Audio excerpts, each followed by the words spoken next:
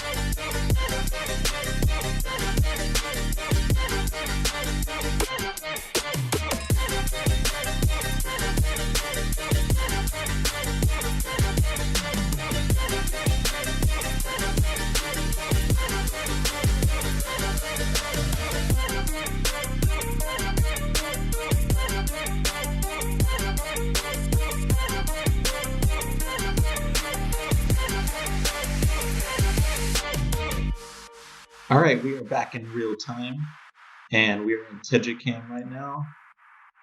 Here is the entrance to the zoo. It still needs a lot of work. I need to add some trees here. I need to staff path in both directions and just kind of fill it in and make it look more realistic. But this is, I think, the style that we're going to go with here. So we've got like a little bamboo entrance right here. Ticket booths, and these on the side are going to be our exits. And I'm probably going to have like a gift shop on either side here that guests can walk through. So you come in, you're going to have a section over here to the left. It's going to take you to the South American area. And then over to the right, this, I think I'm probably going to put an Australian area here, or possibly Asian. We'll see. So I'm going to show you something that I actually lost the footage of, and I spent hours and hours and hours building this section. Don't worry about this just yet. I also don't have the footage for this, but this is going to be a greenhouse, so you'll see me put the foliage and stuff inside.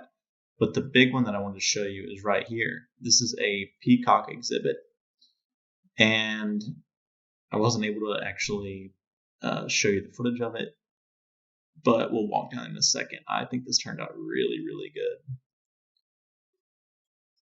I need something right here to block off the guests. So if you guys have any ideas right here that I can keep the animals from escaping, but not look so janky, please let me know.